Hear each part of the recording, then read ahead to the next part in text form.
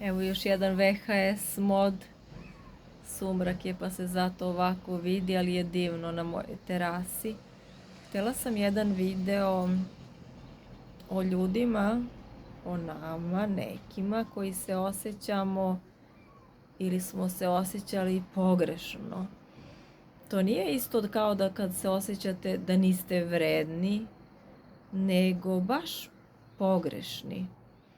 Nadam se da vas to u odraslom dobu retko hvata taj osjećaj da ste pogrešni u nekoj situaciji, u nekom društvu, u nekom okruženju, u nekoj situaciji, možda čak i u nekom problemu, izazovu. Ali pre svega mislim na detinjstvo, kada ste se možda u svom porodičnom domu osjećali da ste pogrešni.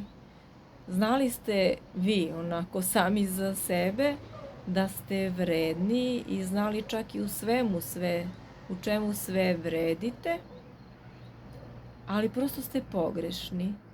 Možda niste ispunjavali očekivanja ljudi sa kojima ste tu odrastali, možda čak i očekivanja svojih prijatelja u školi, možda u komšiluku, ali na sreću nekako to često dođe na svoje kada upišete možda neki sport, pa onda vam trener jasno stavlja do znanja da uopšte niste greška, nego da ste baš pun pogodak, ili upišete neku sekciju, pa taj koji vodi sekciju itekako ume i da vas hvali, da vam daje komplimente, ili ste možda u izviđačima, pa se baš dobro tamo snalazite i bivate često hvaljeni i onako ste baš potaman, što bi se reklo.